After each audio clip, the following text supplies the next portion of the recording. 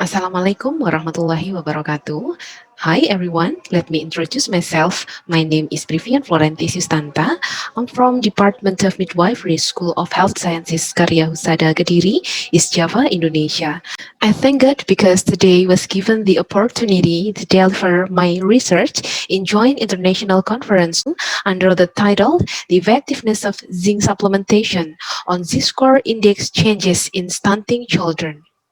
First of all, as an introduction about stunting, based on the standards of the WHO, stunting, or as we know as short, is a condition of nutritional status that can be measured by height where the child is less than -2 deviation standard. Why we use this score? Because this score is the standard recommended by WHO to monitor children growth. There are three indicators in this score. First, weight age index. It gives an indication of general nutritional problems. It can be caused by being short, chronic nutritional problem of suffering from infectious disease. The second was height per age index. It gives an indication of chronic nutritional problems in situation that last a long time. For example, with poverty, unhealthy living behavior, and inadequate nutrition for a long period of time. And the last one, weight height index. It gives an indications of acute nutritional problems as a result of events that occur in a very short time.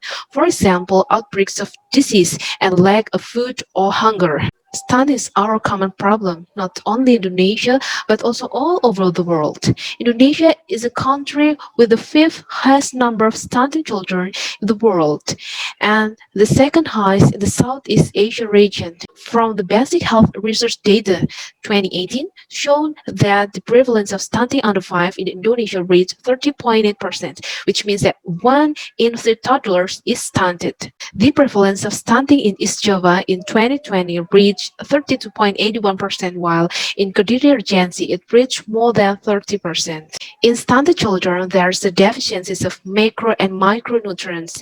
One of the micronutrients that have an important role in growth process is zinc. Zinc has an important role in body functions such as cell growth and regeneration. This underlined us to research with the purpose of analyze of effectiveness of zinc supplementation of Z-score index changes in stunting children. This study was an experimental research with pre-test, post-test control group design. The population were all stunting children under 5, as many as 37. The sample size was 32.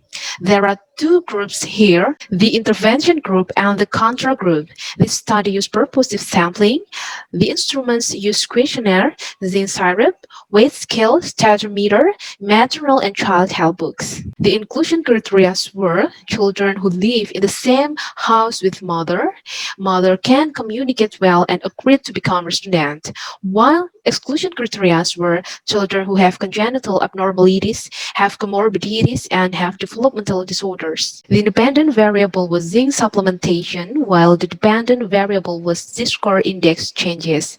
It was conducted from February to May 2021 in several public health centers Kediri, East Java, Indonesia. Based on Table 1, 53.1% of respondents were between 4 to 5 years old. Signs of stunting will usually only be seen when the child is 2 years or more.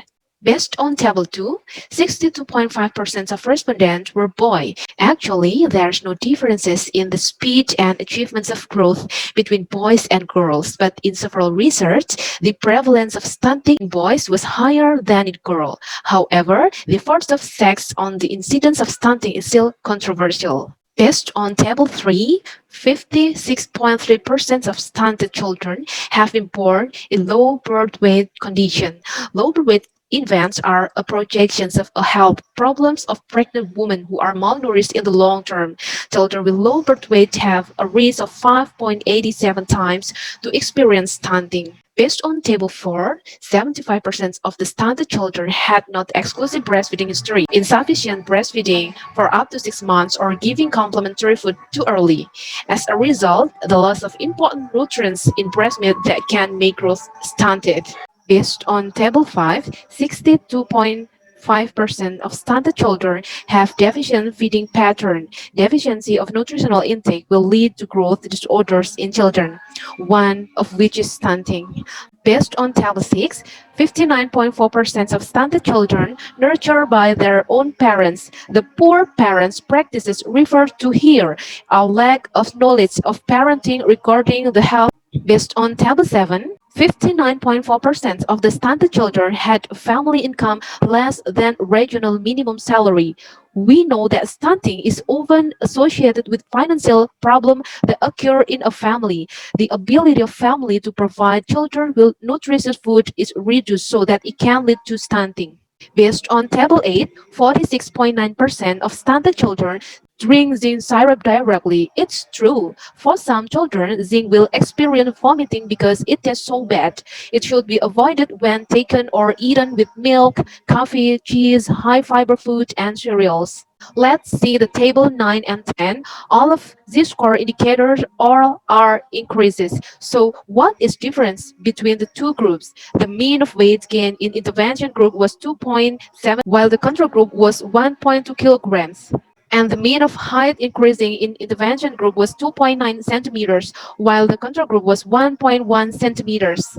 The data were analyzed using man-with-knee tests. The results showed that there were significant difference in the Z-score index of stunting who received zinc compared to the control group, with the average differences 1.5 kilograms for weight and 1.8 centimeters for height. The last but not least, this is conclusion, a dosing supplementations of 1 tablespoon or 10 milligrams per day for 4 months significantly had a positive response to weight and height gain, and it was able to increase linear growth in children.